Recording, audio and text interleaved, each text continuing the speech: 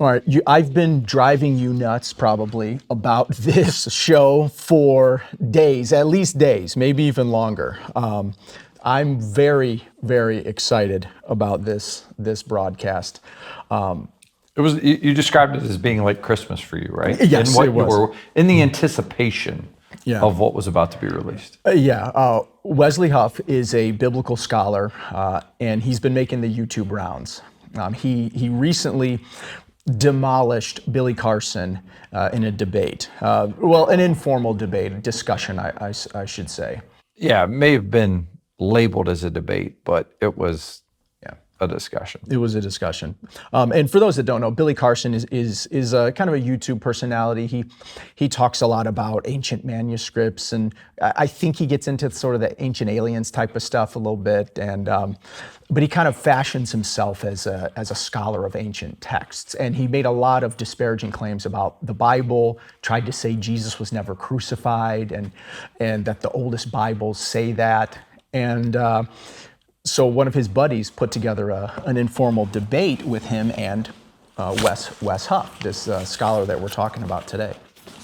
And because of that, and how it went, and Billy Carson sending cease and desist letters because of how poorly he prepared and performed, it's kind of blown up a little bit on the internet. And because of that, Wesley Huff was invited to join Joe Rogan in studio in Austin, Texas. And Joe Rogan's familiar with Billy Carson as well. Joe Rogan, in the episode with Wesley Huff, says, Billy Carson's a lot of fun. It's just, Joe Rogan basically said, I think people need to know the truth when it comes to some of those claims Billy was making. Yeah, and so for those, Joe Rogan is the biggest media platform on the planet right now. And so here's a guy in Wes Huff that's studying for his PhD right now, but he works for Apologetics Canada. So he's been making YouTube videos, but I think his channel was maybe, 12,000 folks, which is not nothing. That's good, but it's not necessarily getting you on the radar of Joe Rogan unless there's something that you do that's very interesting to him and to others, and that would be interesting to his audience. So what we've done, we listened to the whole 3 hours and 15 minutes of the interview. Yeah. And we're going to play, I pulled 7 clips. We're going to play some clips and we're going to react to them. These are some of the high points. So if you don't have 3 hours to listen to something, we'll give you a quick flyby on some of our major points that we thought were good. So let's get into the first clip. The first one, this was one of the coolest moments to me. My degree's in Bible and theology. I'm certainly not the scholar to the level that Wes Huff is going for his PhD. This is actually inspiring me. I kind of maybe want to go back to school after this. But my degree's in Bible and theology. That's an interest of mine. That's kind of an amateur hobby of mine as well. So this moment, when he gives Joe Rogan a gift, I was walking the dog, and I started just screaming for nerd joy about this. He gives Joe Rogan a piece of the earliest biblical manuscript that we know of. So you were talking about what is our oldest manuscript evidence. So this guy is P52, John Ryland's 457. So that's a genuine Egyptian papyri that I made. I cut it out for you, and then I transcribed the text on that manuscript. So when we're talking about what is potentially our oldest evidence for the New Testament, this manuscript that most likely comes from Oxyrhynchus, Egypt, is the one that usually is universally accepted as our oldest one.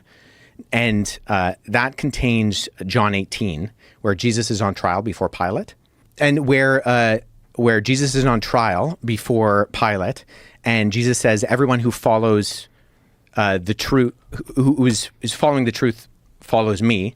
And on the back has the words of Pilate saying, "What is truth?" Wow. The unanimous consensus is that it's comfortably second century, potentially the beginning of the 2nd century, which means that this is found in Egypt. John is probably writing his gospel in Ephesus, so it has to be written by John, spread around, find its way to Egypt, be copied, and then end up in this manuscript. Wow. Which means that at minimum, you've already pushed the Gospel of John back into the 1st century comfortably, and potentially even most likely into the lifetime of the eyewitnesses of these events. And so all of the literature up until that point from the scholarly consensus about the dating of the Gospel of John gets totally rewritten.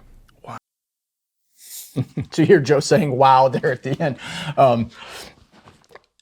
that's one of the biggest critiques of the Gospels, particularly the Gospel of John. They say this is way late. This is the one that where Jesus is really depicted as divine. This is just older stuff. Legends have begun to grow up, and he's basically saying, look, the earliest piece of the New Testament that we have, literal piece, proves that it's much earlier than all these scholars thought it was at the time. It adds validity to it, and that's what people want. And that was the thing about the discussion that Wes Huff had with Billy Carson, was talking about going back and how do you verify the original text? How do you go back and make sure that, the folklore that other traditions have that's passed down, and that's what Billy was talking about. Well, they've told these stories for years and years, and the Wes Huff was trying to say, okay, well, how do you verify that it stayed the same? Where did it come from? Where did it start? And where is it now?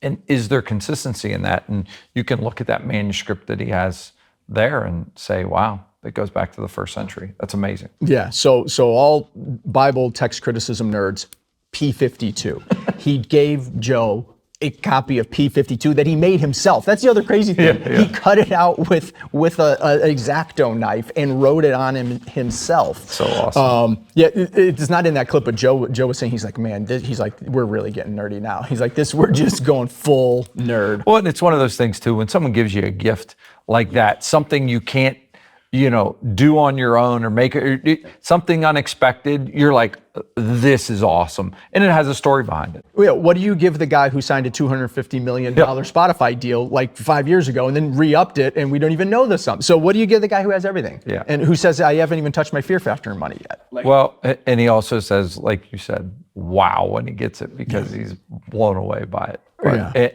And it deals with something on it, that Rogan talks about a lot and cares about truth a lot. So. Yes. Okay, so another thing that a lot of these Billy Carson types and people trying to debunk the Bible talk about why these Gospels, why the Gospels that we have. What about these other Gospels? Yeah. Did you just keep books out of the Bible? Did you try to bury books and hide them away? That's the claim. So he's going to talk about why the particular Gospels that we have. So let's take a listen to this next clip. So very early on, when you have Christians having these conversations, the four Gospels, Matthew, Mark, Luke, and John, there's unanimous agreement about those. Particularly, and that's not to say that there aren't other Gospels that pop up. It's that you have this chain of custody that goes back to the earliest Jesus community. Jesus has disciples, and there's a group of individuals who we call the Apostolic Fathers, who are the disciples of Jesus' disciples. And so they comment on the books that the disciples of Jesus, or that people within the community of the disciples of Jesus, wrote.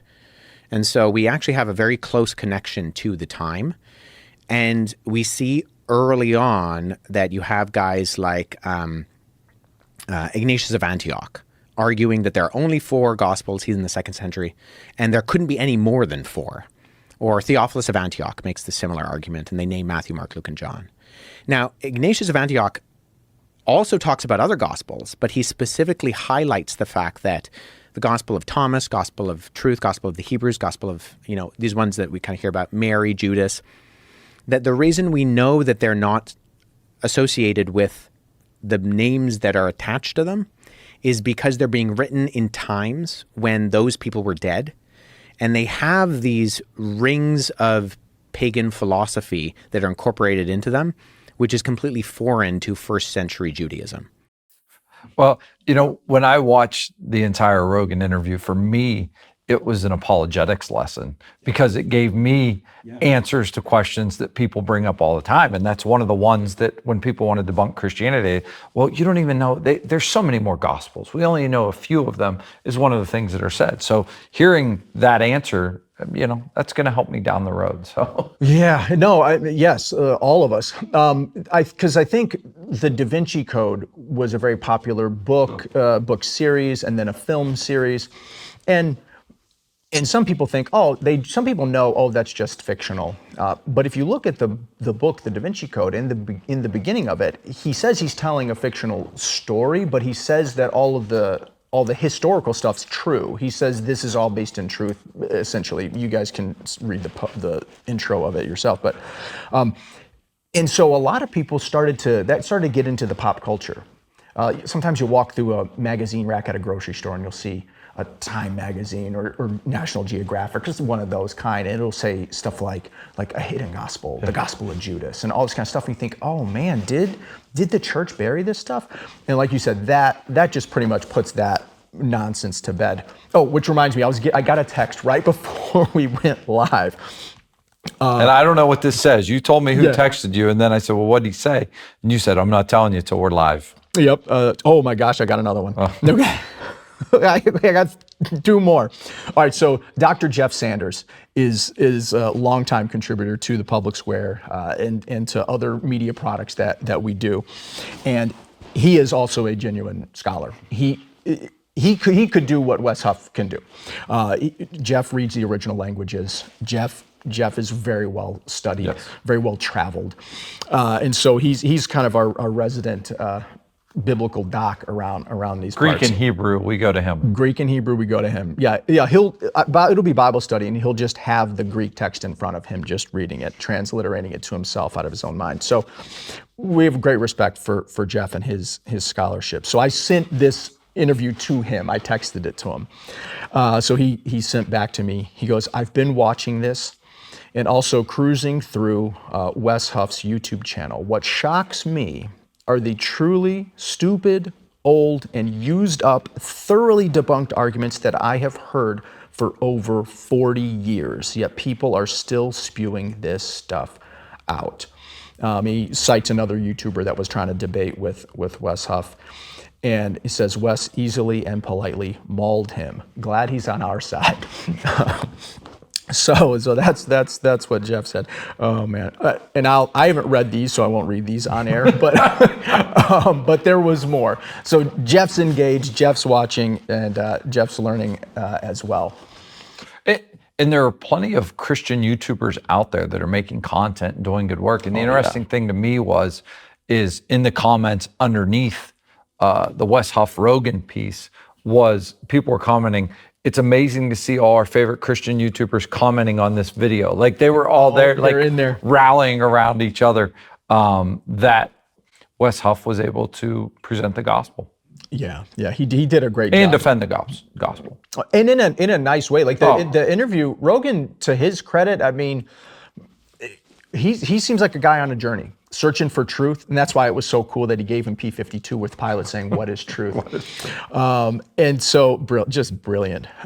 But I really appreciate Joe having a guy on and just allowing him to talk and asking great questions. I really appreciate it. Yeah, and that's how Joe Rogan is on a lot of subjects. Very curious. He wants to bring in experts. He wants to bring in people that tell the truth. And Wes Huff lives in Canada, but he was born in Pakistan. That's right. To missionary parents. Yeah.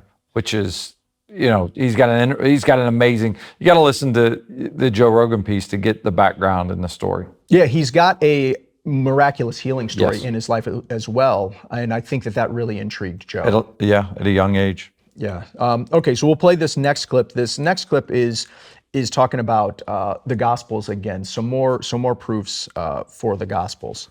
We have Matthew, Mark, and Luke, and John, these 4 biographies. There's really only one other person in and around that time that can claim to have that much kind of independent testimony of their life, and it's the Roman Emperor Tiberius. So he also has 4 biographers. He has Cassio Dio, Suetonius, Tacitus, and Velleius Paterculus. And so the Roman emperor, who's the most famous, most powerful person at the time, has a similar amount of historiographical evidence biographically for his, the events of his lifetime that Jesus does. How do you explain it going from 11 scared disciples in an upper room to being willing to go out and die for the proclamation that you believe that Jesus rose from the dead, and you saw him and you touched him and you ate with him, and he wasn't a ghost. You actually ate fish with the resurrected Jesus. First off, kudos to Wes Huff for remembering all the names Yeah. of the biographers. There will be a test. Yeah, again, firsthand accounts, firsthand recollections, the people that were around Christ at that time, making those claims.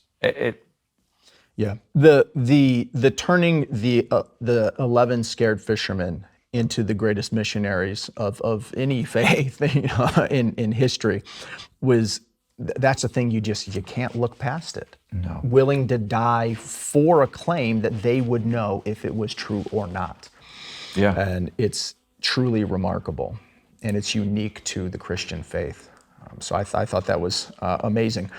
So that's kind of the biblical text criticism piece I wanted to give people just a quick look at. Now we kind of get into some more broad, overarching stuff here. They talk kind of about the miracle of anything existing at all. I thought it was interesting what Joe had to say about this. There was nothing. Yeah. And then all of a sudden there was something. And Terence McKenna had a great line that said that science requires one miracle.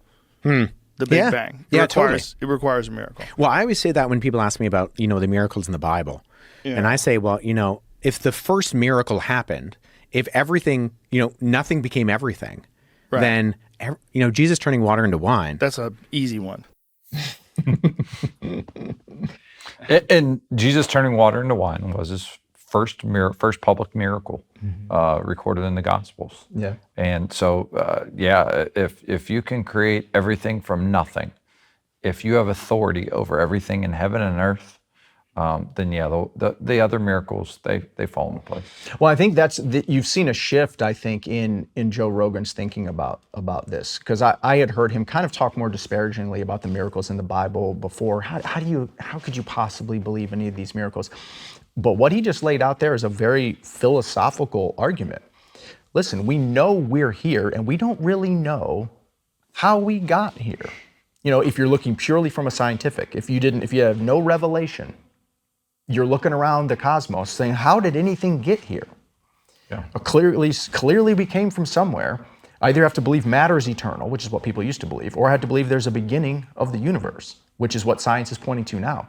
And as Christians, our faith, our worldview, believes that we were created from a creator. Yeah. Now, how he did it, I'm open to discussion on that. I truly am. I'm open to discussion on what the methodologies he utilized were, but he did it. And that's we have he did it. Unanimity on. Yes, he did. We came from a creator. Yeah. And I can hear our dear friend Dr. Chuck McGowan saying that in our ear as we do this show, without a doubt, and all the writings and he has a book called In 6 Days. Yes. So Dr. Chuck is a very, very literal 6-day creationist, which leads us to the next clip. They talk about the book of Genesis, these early accounts of creation, and oftentimes we read those first few chapters and we're thinking, like, is this a scientific text? What is this? Is this history? Is it science? Is it a long list of names? Yeah. Is it what is this? And I thought Wes lays out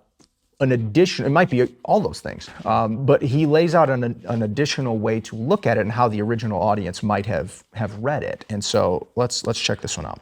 Literary comparison of ancient Near Eastern origin stories is like a really interesting thing to do, because when you look at something like the Enuma Elish, which was the Babylonian creation story, and then you look at something like Genesis chapter 1, there are obvious crossovers with, like I said before, these ancient Near Eastern conventions. Mm-hmm. But then you can see that the author of Genesis is making these points that are actually rebutting something like the origin stories of the surrounding cultures that largely believe that matter is like eternal and the gods come out of the created world, and that there's this narrative of the battle that takes place where some gods fight against other gods, and the world around us that we see and like human beings are the end result of this battle.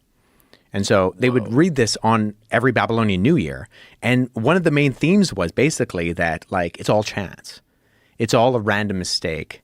You were created without purpose and intention because Tiamat gets destroyed.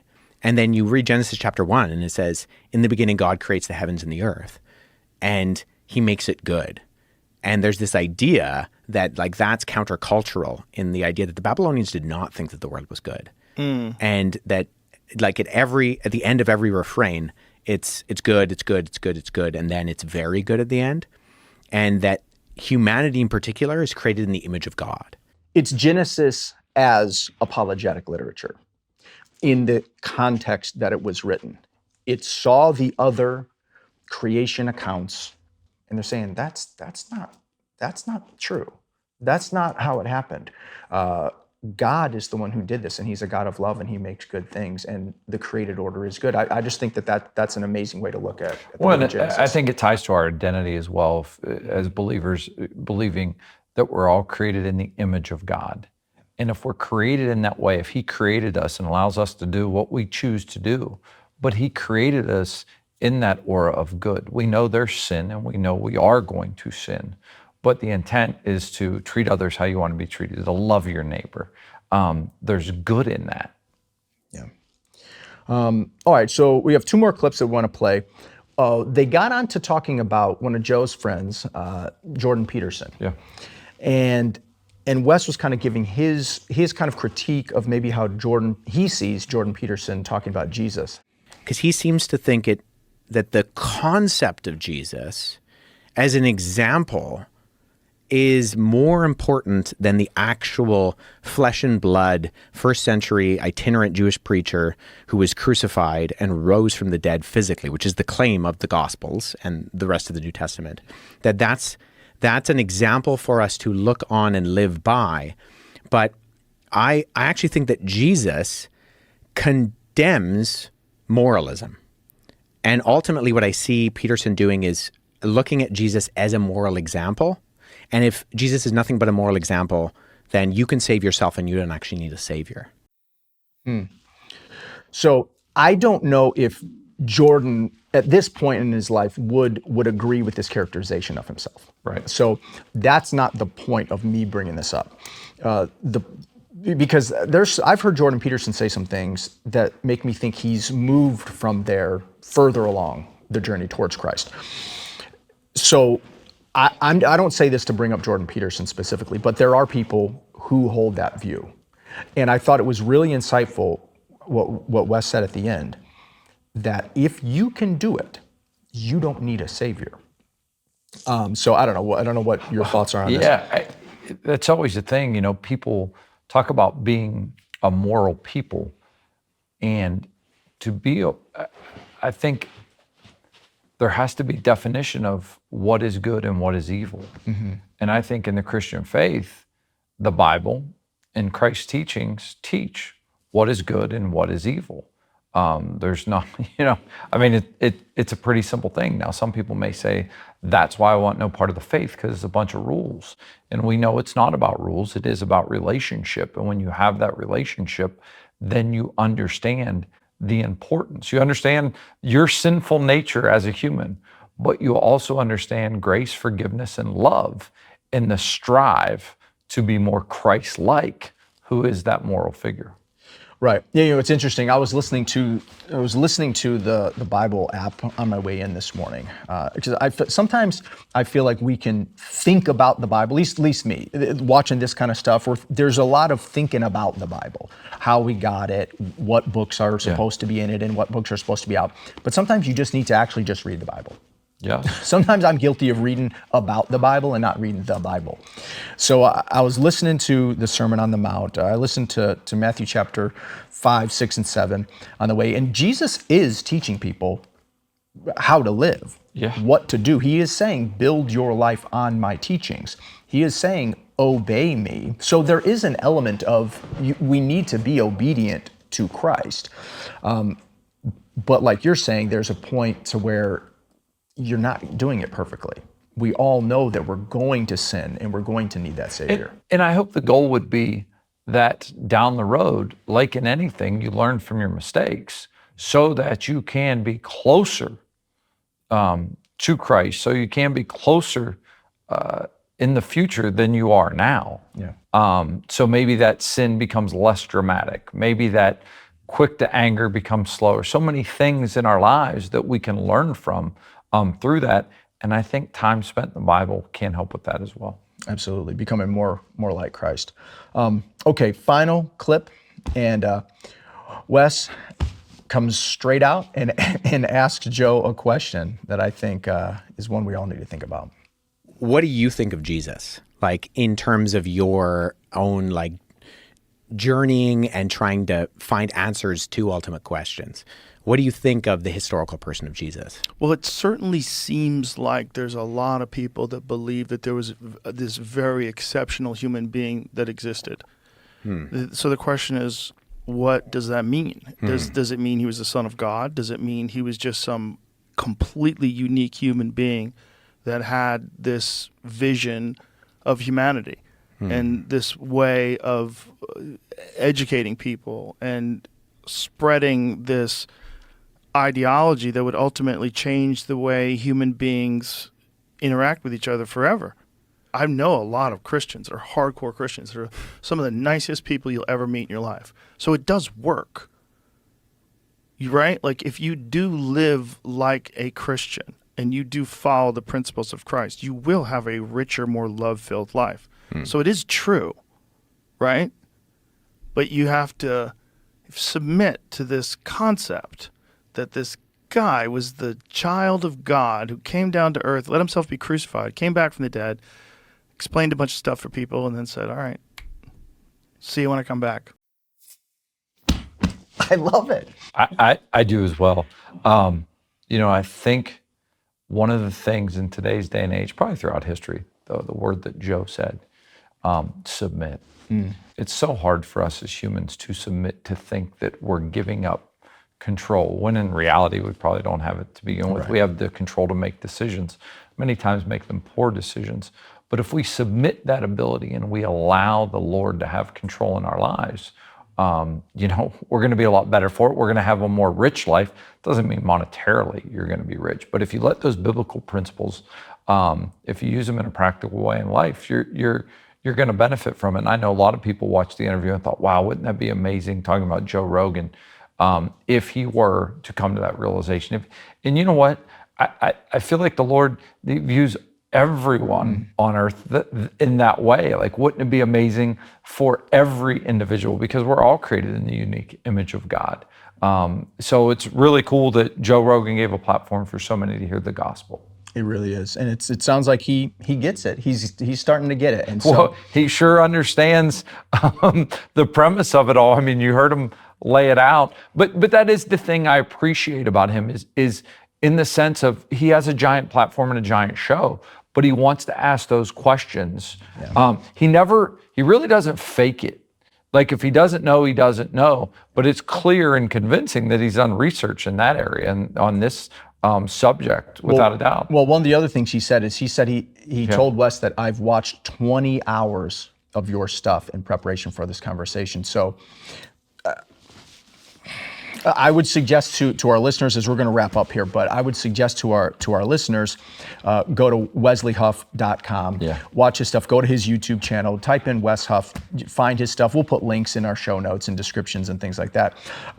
But you can watch some of the same stuff that Joe Rogan's been watching and learn from a true biblical scholar. So thanks to Wes Huff, thanks to Joe Rogan, and I guess thanks to you for listening.